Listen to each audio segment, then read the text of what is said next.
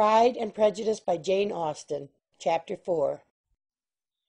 When Jane and Elizabeth were alone, the former, who had been cautious in her praise of Mr. Bingley before, expressed to her sister just how very much she admired him. "He is just what a young man ought to be," said she. "Sensible, good-humoured, lively, and I never saw such happy manners, so much ease with such perfect good breeding." "He is also handsome," replied Elizabeth, "which a young man ought likewise to be if he possibly can. His character is thereby complete." "I was very much flattered by his asking me to dance a second time. I did not expect such a compliment." "Did not you? I did for you. But that is one great difference between us. Compliments always take you by surprise, and me never. What could be more natural than his asking you again? He could not help seeing that you were about 5 times as pretty as every other woman in the room. No thanks to his gallantry for that. Well, he certainly is very agreeable, and I give you leave to like him. You have liked many a stupider person." "Dear Lizzie!" "Oh, you are a great deal too apt, you know, to like people in general. You never see a fault in anybody. All the world are good and agreeable in your eyes. I never heard you speak ill of a human being in your life." "I would not wish to be hasty in censuring anyone, but I always speak what I think." "I know you do, and it is that which makes the wonder. With your good sense, to be so honestly blind to the follies and nonsense of others. Affectation of candour is common enough. One meets with it everywhere.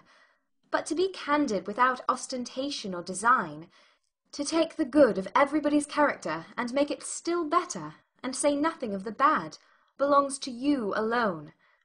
And so you like this man's sisters too, do you? Their manners are not equal to his."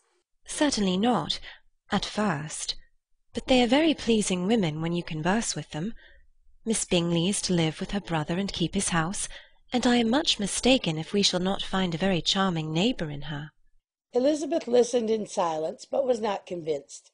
Their behaviour at the assembly had not been calculated to please in general, and with more quickness of observation and less pliancy of temper than her sister, and with a judgment too unassailed by any attention to herself, she was very little disposed to approve them.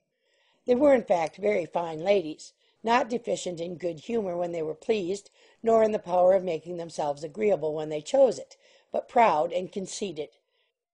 They were rather handsome, had been educated in one of the first private seminaries in town, had a fortune of 20,000 pounds, were in the habit of spending more than they ought, and of associating with people of rank, and were therefore in every respect entitled to think well of themselves and meanly of others. They were of a respectable family in the north of England, a circumstance more deeply impressed on their memories than that their brother's fortune and their own had been acquired by trade.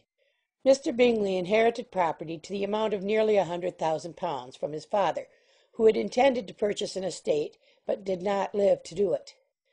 Mr. Bingley intended it likewise, and sometimes made choice of his county, but as he was now provided with a good house and the liberty of a manor, it was doubtful to many of those who best knew the easiness of his temper whether he might not spend the remainder of his days at Netherfield, and leave the next generation to purchase. His sisters were anxious for his having an estate of his own, but though he was now only established as a tenant, Miss Bingley was by no means unwilling to preside at his table, nor was Mrs. Hurst, who had married a man of more fashion than fortune, less disposed to consider his house as her home when it suited her.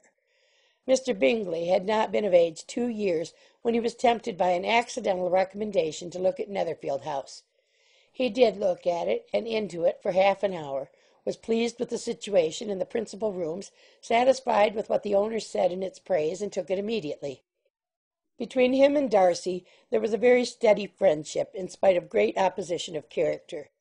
Bingley was endeared to Darcy by the easiness, openness, and ductility of his temper, though no disposition could offer a greater contrast to his own, and though with his own he never appeared dissatisfied. On the strength of Darcy's regard, Bingley had the firmest reliance, and of his judgment the highest opinion. In understanding, Darcy was the superior. Bingley was by no means deficient, but Darcy was clever. He was at the same time haughty, reserved, and fastidious, and his manners, though well bred, were not inviting. In that respect his friend had greatly the advantage. Bingley was sure of being liked wherever he appeared. Darcy was continually giving offence. The manner in which they spoke of the Meryton assembly was sufficiently characteristic. Bingley had never met with more pleasant people or prettier girls in his life. Everybody had been most kind and attentive to him. There had been no formality, no stiffness. He had soon felt acquainted with all the room, and as to Miss Bennet, he could not conceive an angel more beautiful. Darcy, on the contrary, had seen a collection of people in whom there was little beauty and no fashion, for none of whom he had felt the smallest interest, and from none received either attention or pleasure. Miss Bennet he acknowledged to be pretty, but she smiled too much. Mrs. Hurst and her sister allowed it to be so, but still they admired her and liked her, and pronounced her to be a sweet girl, and one whom they would not object to know more of. Miss Bennet was therefore established as a sweet girl, and their brother felt authorized by such commendation to think of her as he chose. End of chapter 4.